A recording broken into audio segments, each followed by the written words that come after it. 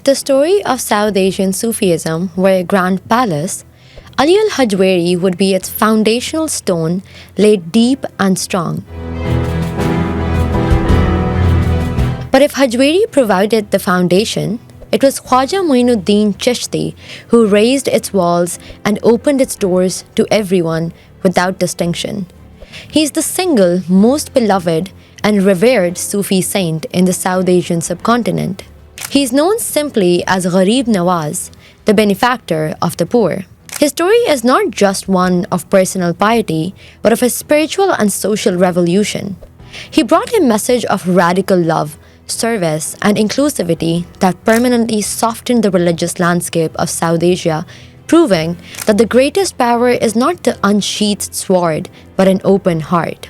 His story begins in the 12th century in the city of Sistan, modern-day Iran. Around the year 1143 AD, a child was born into a family that claimed descent from the Prophet Muhammad, peace be upon him. His name was Moinuddin. The legends that surrounded his early life, passed down through generations, are filled with signs of his future greatness. It is said that as a young boy, he had a pivotal encounter with the mystic Ibrahim Kunduzi. This meeting ignited a divine spark within him. Moinuddin's parents had passed away, leaving him a small orchard and a windmill. One day, a wandering dervish named Sheikh Ibrahim Kunduzi visited his mill. While the sheikh was in deep meditation, the young Moinuddin witnessed something that transformed him. He saw a divine light emanating from the saint, something that spoke of a reality far beyond the worldly concerns of his orchard. When the sheikh awoke, he gave the boy a small morsel of food, which Moinuddin ate. This was not simply food. It was a spiritual catalyst. In that moment, the world of material possession lost all its attraction for young Moinuddin. He is said to have abandoned his inheritance on the spot, handing over the orchard and the mill to the first person he met. He had chosen the path of radical poverty, trusting only in God. This act of total renunciation was the first step in his journey to becoming the Gharib Nawaz.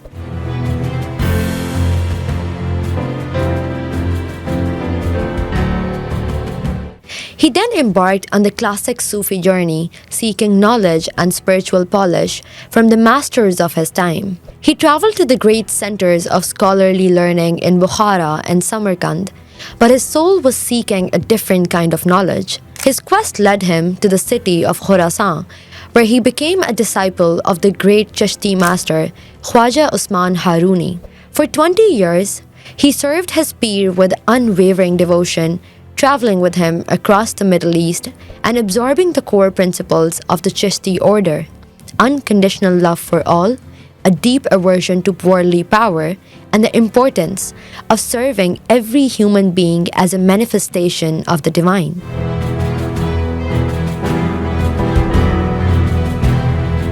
After his spiritual training was complete, Moinuddin Chishti felt a restlessness in his soul. The final direction came, as it had for the other Sufi masters, in a vision. He was instructed to travel South Asia. In the late 12th century, this was a land of immense spiritual ferment and political upheaval. The subcontinent was divided between many Hindu kingdoms and a newly established Muslim sultanate in Delhi, ruled by the Ghurids. It was a place of sharp social divisions between conquering Muslims and conquered people with local belief systems. And among the local people was found a rigid caste system that left millions at the bottom, marginalized and without hope. Moinuddin Chishti's journey eastward was a deliberate mission to carry a message of hope to this soil. He passed through cities like Lahore, pausing to pay his respects at the tomb of Ali al-Hajwari, today known as Data Sahib, acknowledging the foundation that had been laid. He finally reached Delhi, which was then under the rule of Sultan Shihabuddin Ghori. The Sultan, impressed by the saint's presence, offered him land and patronage, but the Chishti way was to reject the courts of kings. Politely refusing the Sultan's offer, Moinuddin chose a different path. He sought a place away from the center of political power, a place where he could connect directly with the common people. Guided, it is said, by a divine sign, he continued his journey southward, eventually arriving at a small, dusty town called Ajmer in the kingdom of the Hindu Rajput king Prithviraj Chauhan. Ajmer was a significant religious center, home to a famous lake and a temple dedicated to the Hindu deity Shiva. To the outside observer, it was an unlikely and even hostile place for a Muslim mystique to settle. But Moinuddin Chishti saw its potential. He saw not a Hindu town, but a place where hearts needed a message of universal love. He settled on the slopes of a hill near the Anna Sagar lake and began his life's work.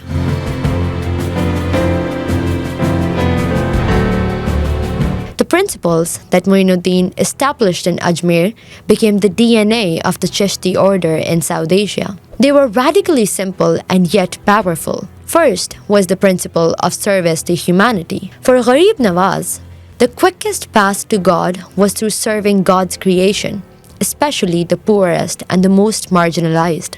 His khanka or hospice was not a place of secluded meditation, but a real center of charity and compassion. He and his disciples would cook and serve food to all who came, regardless of their faith or social status. In a society fractured by caste, where the touch of a so-called untouchable was considered polluting, the Chishti kitchen was a revolutionary space where all ate together as equals. This practice, called Langar, was a powerful, tangible demonstration of his creed.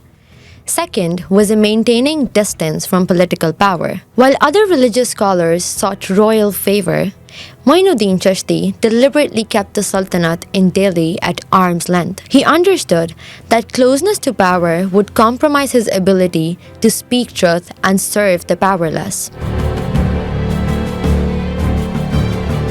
His authority was going to be moral and spiritual, but not political. This independence allowed him to build a safe environment for all, trusted by the common people, in a way a court-appointed cleric never could be. Third was the use of music as a spiritual tool. The Chishti order, under his guidance, embraced the mehfil-e-sama as a means to purify the heart and evoke divine love. The moving melodies of Qawwali, often sung in the local vernacular languages, were used to bypass intellectual barriers and speak directly to the human spirit. Responding to the orthodox critics who questioned this use of music, the Chishtis argued that if something could help turn a heart towards God, it could not be evil. This embrace of local artistic expression made Sufism accessible and emotionally resonant for the masses. Finally, and most importantly, was the principle of sulh-i-kul, universal peace and reconciliation. Moinuddin Chishti's message was not one of conversion by the sword, but of attraction by example. He did not preach against local religions, he preached for a universal faith rooted in love and service.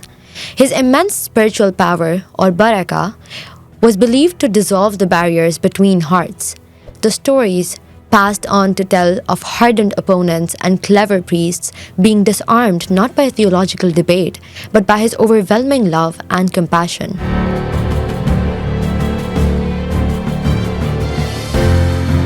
Khwaja Moinuddin Chishti died in Ajmer in 1236.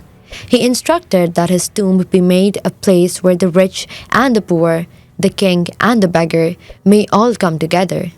Today, the Dargah Sharif in Ajmer is one of the world's most visited pilgrimage sites.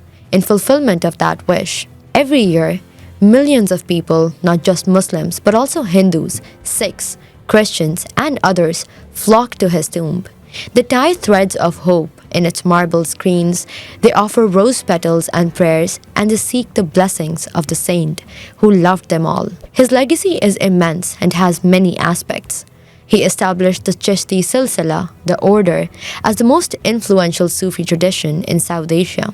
His direct disciples, figures like Baba Farid, carried his message deeper into the land, creating a chain of love that would eventually include Nizamuddin Aulia in Delhi and Amir Khusrau, whose poetry and music became symbols of this spiritual revolution. Culturally, the Chishti ethos of tolerance and appreciation for local traditions provided a relief from the political conflicts of the era. It fostered a shared cultural world where a Sufi saint could be revered equally by a Hindu farmer and a Muslim artisan. The musical traditions of Qawwali and the institution of the Urs or death anniversary celebration at Sufi shrines became powerful symbols of South Asia's syncretic identity.